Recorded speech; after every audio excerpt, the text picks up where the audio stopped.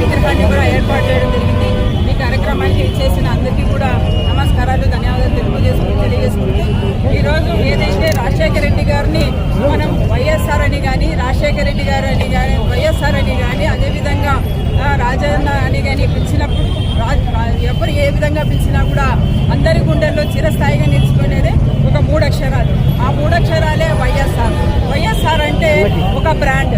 ఈరోజు రాజశేఖర రెడ్డి గారు మరణించి దాదాపుగా 16 నెలలు కావస్తున్నా కూడా ప్రతి ఒక్కరి గుండెల్లో రాజశేఖర రెడ్డి గారిని తలుచుకుంటే ప్రతి ఒక్కరి గుండెల్లో ప్రతి ఒక్కరి కళ్ళల్లో కూడా కన్నీళ్ళు వచ్చే పరిస్థితి. అదే రాజశేఖర రెడ్డి గారి బ్రాండ్.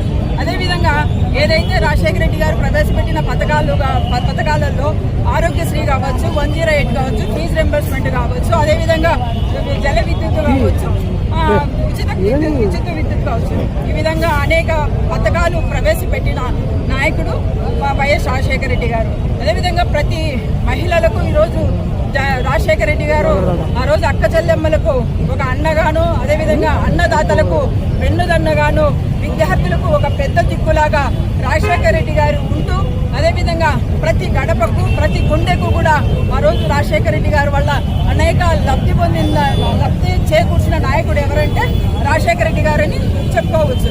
అదేవిధంగా మనం ఒక ఆంధ్ర చరిత్ర చూసుకుంటే రాజశేఖర రెడ్డి ముందు, రాజశేఖర రెడ్డి తర్వాత అని కూడా చెప్పుకోవచ్చు. ఎందుకంటే ప్రజల జీవితాలలో రాజశేఖర రెడ్డి గారు అంటే ఒక ఎమోషన్, అదేవిధంగా రాజశేఖర రెడ్డి గారు అంటే ఒక ఎఫెక్షన్ అని ఈ సందర్భంగా నేను తెలియజేసుకుంటున్నాను. రాజశేఖర రెడ్డి గారు బ్లడ్, రాజశేఖర రెడ్డి గారు బిడ్డ వైఎస్ జగన్మోహన్ రెడ్డి గారు వచ్చి ఏదైతే రాజశేఖర రెడ్డి గారి ఉన్న అభిమానం ఉన్న ప్రతి ఒక్కరికి కూడా నేను ఉన్నానని అండగా నిలబడి ఆంధ్ర రాష్ట్రానికి ముఖ్యమంత్రి అయ్యి అనేక పథకాలు అనేక మందికి ఆధారంగా నిలిచిన నాయకుడు జగన్మోహన్ రెడ్డి గారు. ఈరోజు మన పార్టీ అధికారంలో ఉన్న, అధికారం కోల్పోయినా, అదేవిధంగా అధికారం ఉన్న ప్రతిపక్షంలో ఉన్నా, మనం ఓడిపోయినా గెలిచినప్పటికీ కూడా ఈరోజు జగన్మోహన్ రెడ్డి గారి మీద కానీ, రాజశేఖర రెడ్డి గారి మీద కానీ ప్రజలలో ఉన్న అభిమానం శాశ్వతంగా నిలిచిపోయిందని ఈ సందర్భంగా నేను తెలియజేస్తున్నాను. ఇప్పటికీ జగన్మోహన్ రెడ్డి గారి మీద ఉన్న అభిమానం జనాలలో ఇంకా ఉంది.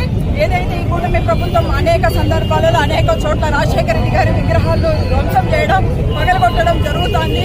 ప్రతి దెబ్బ కూడా ఈరోజు వైఎస్ఆర్ కార్యకర్తకు గుండెల్లో దెబ్బ తగులుతుందని ప్రతి ఒక్కరూ కూడా భావిస్తున్నాం.